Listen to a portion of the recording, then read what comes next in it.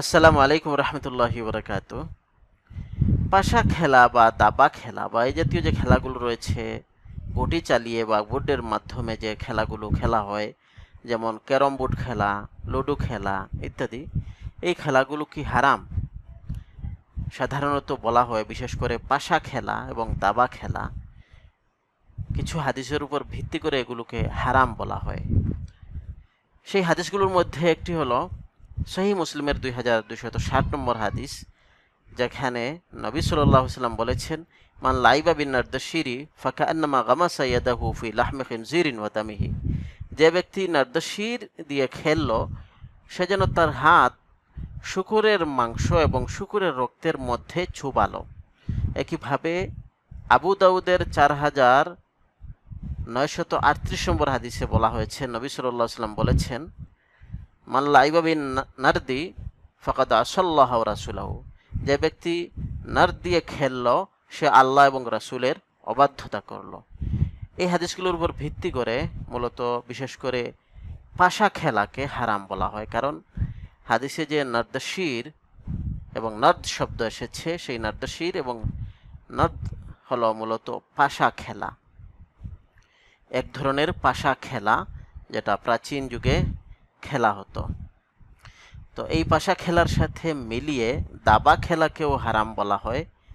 কারণ হিসেবে বলা হয় যে পাশা খেলার মধ্যে যেভাবে যে গুটি চালানো হয়, একইভাবে দাবা খেলার মধ্যেও গুটি চালানো হয়, বোর্ডের মাধ্যমে খেলা হয়। এটার সাথে মিলিয়ে অনেকে আবার ক্যারম বোর্ড খেলা, লুডো খেলাকেও হারাম বলে থাকেন। কিন্তু আসলে ব্যাপারটা কি? আসল ব্যাপারটা হলো, ইসলামের মধ্যে কোন বিষয়গুলো হারাম, কোন কোন বিষয় আল্লাহ তাআলা হারাম করেছেন, সেটা সুনির্দিষ্টভাবে আল্লাহ সুবহানাহু ওয়া তাআলা সূরা আরাফের 33 নম্বর আয়াতে বলে দিয়েছেন।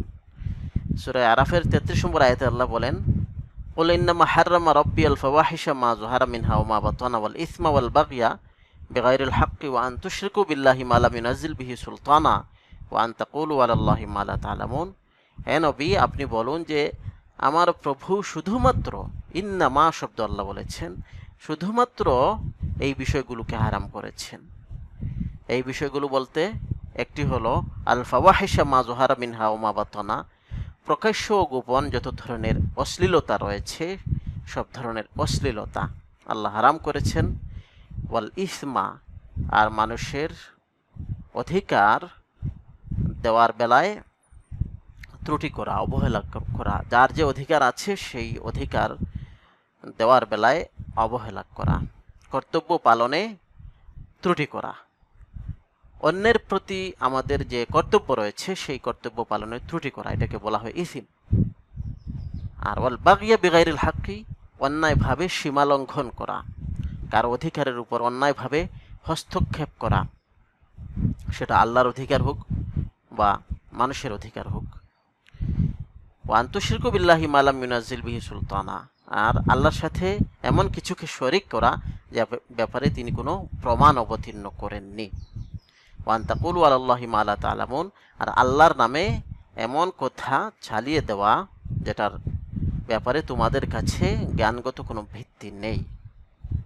মানে হচ্ছে যে আল্লাহর নামে, ধর্মের নামে, দ্বীনের নামে নিজে থেকে মন গড়াভাবে কোনো কিছু করে সেটা আল্লাহর নামে বা দ্বীনের নামে চালিয়ে দেওয়া, কোনো বিষয়কে নিজে থেকে হারাম বলে দেওয়া, হালাল বলে দেওয়া, এটাকেও কিন্তু হারাম করা হয়েছে। তাহলে এই 5টি বিষয়কে সুনির্দিষ্টভাবে আল্লাহ হারাম করেছেন।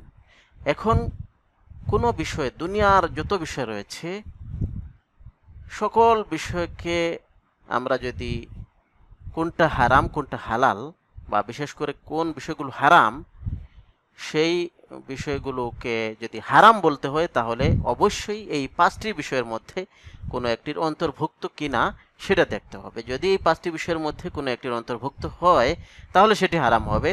আর যদি এই 5টি বিষয়ের মধ্যে কোনো একটির অন্তর্ভুক্ত না হয়ে থাকে, তাহলে এটি কোনোভাবেই হারাম নয়, বরং এটি আল্লাহ হালাল করেছেন। সুতরাং এই মূলনীতির উপর ভিত্তি করে কোরআনের এই যে স্পষ্ট নির্দেশনা বা স্পষ্ট যে বার্তা, এই বার্তার উপর বা এই মূলনীতির উপর ভিত্তি করে আমরা হালাল হারাম দেখব। সুতরাং এই হাদিসের মধ্যে যে কথাটা বলা হয়েছে সেটাকে আমরা এই মূলনীতির আলোকে দেখব, যে হাদিসে যে নার্দাশির বা নাদ খেলাকে হারাম ঘোষণা করা হয়েছে বা এটার ব্যাপারে কঠিন সতর্কবাণী দেওয়া হয়েছে, কঠিনভাবে নিন্দা করা হয়েছে, এটা দেখব যে এটা নিশ্চয়ই এই 5টা বিষয়ের কোনো একটির অন্তর্ভুক্ত ছিল। এই জন্যই এটাকে নবী সাল্লাল্লাহু আলাইহি ওয়াসাল্লাম নিন্দা করেছেন। নবী সাল্লাল্লাহু আলাইহি ওয়াসাল্লাম তো কোরআনের নির্দেশনার বা কোরআনের হেদায়েতের বাইরে গিয়ে কোনো কথা বলতে পারেন না। সুতরাং নবী সাল্লাল্লাহু আলাইহি ওয়াসাল্লাম যে নার্দাশির বা নাদ খেলার যেভাবে কঠোরভাবে নিন্দা করেছেন, এটা থেকে বোঝা গেল যে নার্দাশির বা নাদ খেলা এই 5টি বিষয়ের মধ্যে কোনো একটির উপাদান এই খেলার মধ্যে ছিল। এই জন্যই নবী সাল্লাল্লাহু আলাইহি ওয়াসাল্লাম এটার ব্যাপারে নিন্দা করেছেন। এখন আমরা দেখব যে নার্দাশির খেলার হাকিকতটা আসলে কি। নার্দাশির বা নাদ খেলাটি মূলত তৎকালীন পারস্য, বর্তমান যে ইরান রয়েছে, সে সময় যে পারস্য সাম্রাজ্য ছিল, সেই পারস্য সাম্রাজ্যে প্রচলিত হওয়া একটি খেলা ছিল। ইতিহাসবিদগণ বলে থাকেন যে পারস্য এই সাম্রাজ্যের একজন সম্রাট, যার নাম ছিল আরদাশির, সেই আরদাশির মূলত এই খেলাটি চালু করেছিল, আবিষ্কার করেছিল এবং সে এটা প্রচলন ঘটিয়েছিল।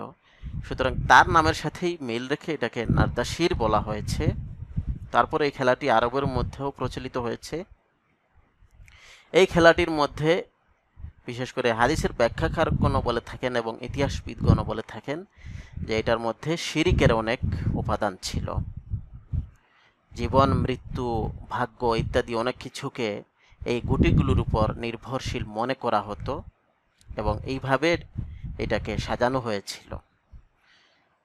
তো এই শিরিক যদি থেকে থাকে, এবং নিশ্চয়ই এটার মধ্যে এইভাবে শিরিক ছিল, শিরিকের উপাদান ছিল, যে কারণেই মূলত রাসূলুল্লাহ সাল্লাল্লাহু আলাইহি ওয়াসাল্লাম এই নার্দাশির বা নাদ খেলাকে এইভাবে নিন্দা করেছেন। তাছাড়াও এটাও বলা হয়েছে যে ওই সময়টাতে নার্দাশির খেলা বা পাশা খেলাটা জুয়া ছাড়া খেলা হতো না। মানে এটা সাধারণত বা সবসময়ই জুয়ার উপর ভিত্তি করে নার্দাশির খেলাটা বা পাশা খেলাটা খেলা হতো। আর জুয়া কি? জুয়া আল্লাহ তাআলা পরিষ্কারভাবে হারাম করেছেন। কিসের জন্য? এটা মানুষের অধিকারের উপর হস্তক্ষেপ, মানুষের সম্পদ অন্যায়ভাবে ভোগ করার মধ্যে শামিল। সেজন্য জুয়া খেলা বা জুয়াকে হারাম করা হয়েছে। তাহলে এই জুয়ার উপর ভিত্তি করে পাশা খেলা বা নার্দাশির খেলাটা খেলা হতো। এজন্যই মূলত রাসূলুল্লাহ সাল্লাল্লাহু আলাইহি ওয়াসাল্লাম এটার ব্যাপারে কঠোর হুঁশিয়ারি দিয়েছেন। আর তাছাড়া এটার মধ্যে অনেকে বলেছেন যে শিরিকের উপাদান ছিল, এই জন্য এটাকে নবী সাল্লাল্লাহু আলাইহি ওয়াসাল্লাম এইভাবে নিন্দা করেছেন। কিন্তু বর্তমানে যে পাশা খেলা যদি খেলা হয়, এবং পাশা খেলার মধ্যে বর্তমানে তো কোনো শিরকের উপাদান নেই, বা জুয়া ছাড়া যদি এটা খেলা হয়, এছাড়াও দাবা খেলা যদি খেলা হয় কোনো জুয়ার মিশ্রণ ছাড়া, একইভাবে ক্যারম বোর্ড খেলা, লুডো খেলা, এগুলো যদি খেলা হয় কোনো জুয়া ছাড়া যদি খেলা হয়, তাহলে এগুলো হারাম হওয়ার কোনো কারণ নেই। বিশেষ করে দাবা খেলা, এই দাবা খেলার মাধ্যমে মেধার বিকাশ ঘটে। মেধার মানে এখানে মেধাকে অনেক পরিশ্রম করতে হয়, সেজন্য এটার দ্বারা মেধাও বিকশিত হয়। আল্লাহ সুবহানাহু ওয়া তাআলা আমাদের সবাইকে সঠিকভাবে দিন বুঝার তৌফিক দান করুন। ওয়া আখিরু দাওয়ানা আনিল হামদুলিল্লাহি রাব্বিল আলামিন।